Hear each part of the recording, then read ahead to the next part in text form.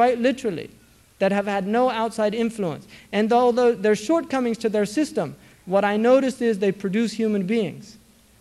And this is the great Umar ibn al-Khattab. They were sitting around the Sahaba and they were making wishes. And one of them said, I wished I had a mountain full of gold that I could spend fi sabilillah. And another one said, I wish that I had all of these camels and things that I could give to the Jews so they can ride fi sabilillah. And they asked Umar, what do you wish for? He said, I wish I had a room filled with men like Mu'adh ibn Jabal and Abu Ubaidah and Bilal ibn Rabah. That's what Umar wished for, a group of men. Because with men you can change the world. You don't change the world with dunya. You change the world with rijal. And the Prophet ﷺ built human beings. He didn't build.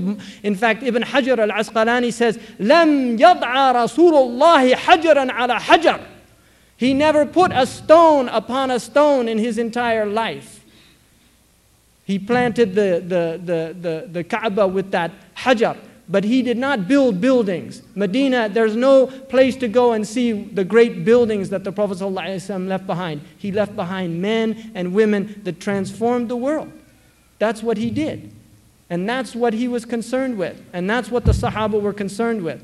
And so we should be concerned with transforming our youth into rijal and nisa of Allah subhanahu wa ta'ala.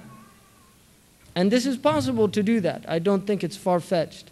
So I have a question here that please talk about Ibn Khaldun's place in Islamic education. Ibn Khaldun, rahimahullah, was a brilliant scholar.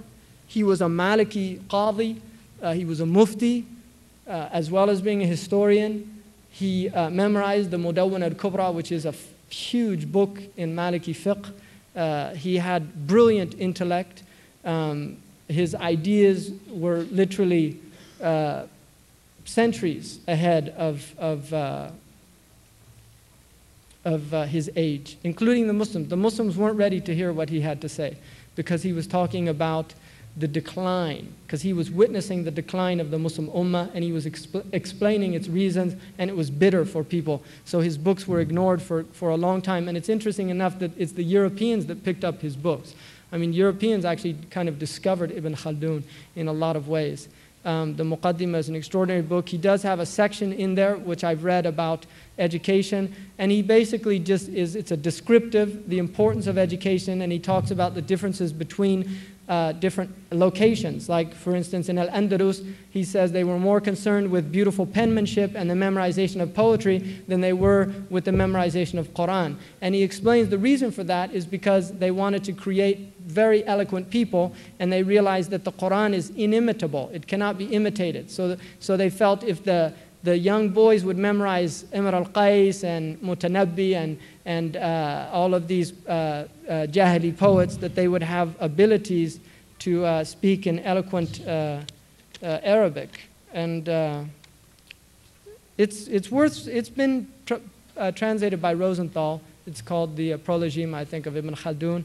And there's a section in there. It's very useful to read. And there's also been a book written on Ibn Khaldun's theory of education, which I've actually read, and I benefited a lot from some of his ideas. Any suggestion when a husband wants the TV in home so he can watch 3 to 4 hours of sports, his only recreation? That's not recreation. He's watching recreation, but that's not recreation. You see, recreation is when you go out and do something that recreates. I mean, that's what recreation means, to recreate. Somebody who can spend 4 hours watching sports in front of the television ought to be ashamed of himself. And that's all I can say about that. They ought to be ashamed of themselves.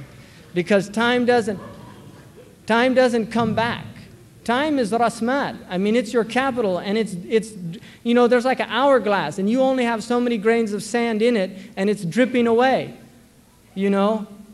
And this is something, if you read, there's a beautiful book for those who can read Arabic, Qimatu Zaman عند العلماء by Abd al-Fattah Abu Ghudda, Hafidhullah, the Syrian scholar from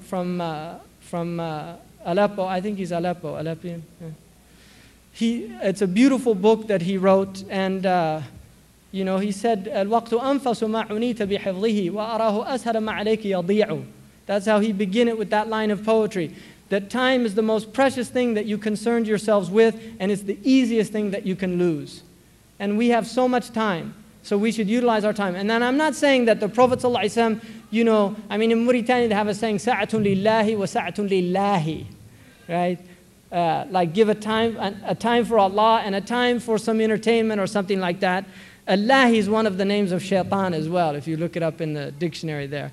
So you have to be careful with that. But the Prophet ﷺ said, when somebody was going to a wedding, he asked Aisha, did the Ansar have lahu? And they said, was there lahu? And he said, لِأَنَّ الْأَنصَارِ يُعْجِبُهُمُ اللَّهُ. They like entertainment. And we know the Prophet ﷺ, he used to like to have some entertainment because he liked to show the Jews and the Christians that he had fusha in his deen, that the deen is not all rigidity and not all. But our lahu should be beneficial.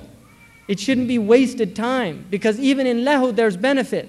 And that's why the Prophet ﷺ said that a man practicing his arrows is lahu, but it's good. And archery is a beautiful sport.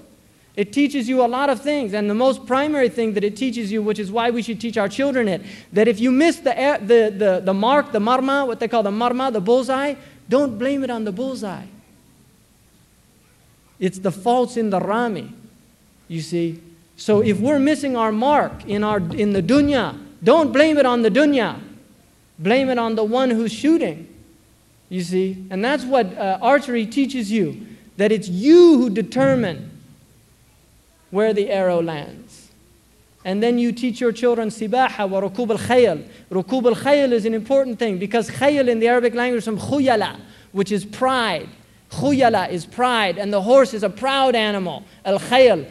They say that, you know, the baghla is made from a male donkey and a female horse. And they say if the female horse looks behind her and sees the donkey mounting her, she'd die instantaneously out of shame. And that's why they don't look when they're mounted. They think it's a horse there.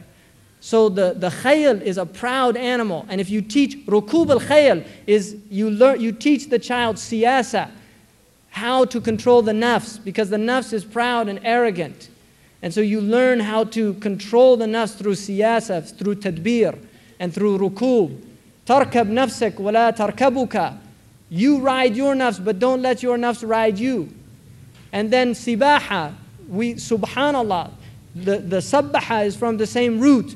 Sibaha is swimming. And those people who are in a state of mushahada, their subhan is because they're witnessing the minan of Allah subhanahu wa ta'ala. They're witnessing the qayyumiyyah of Allah. Swimming is a beautiful metaphor for being immersed in this unifying element.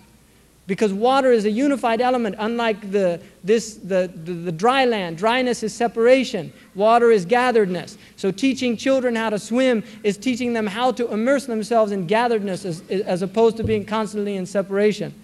And that's why in the Hajj, Sayd al-Bahr is permissible, but Sayd al-Barr is not permissible. And there's wonderful meanings in that. So throw out the TVs. That's my advice. You know, and I'm going to talk about that tomorrow, about TVs, because TVs are, we have to stop because it's because they're going to kick us out of the hall. Oh, they're going to kick us out of the hall. So, alhamdulillah. I hate to be the bad guy. Yeah. Alhamdulillah. See, I told you the Canadians have some good qualities. Could you, just before, inshallah. Assalamu alaikum warahmatullah. Before Imam Hamza goes, I'll ask him to conclude it with a dua, inshallah. There's just a few announcements, inshallah, that I'll ask one brother to come up and give, and then I'll just talk about tomorrow. So Hussein, if you would just come up and make a few announcements from the table, from the podium, that's fine, and then we'll conclude, inshallah. Jazakallah khair. And once again, Jazakumullah khair for coming. We ask Allah subhanahu wa ta'ala to bless this event, to bless Imam Hamza's words, and we ask that the examples and the message he gave to us tonight enter our hearts and manifest themselves in our deeds, inshallah.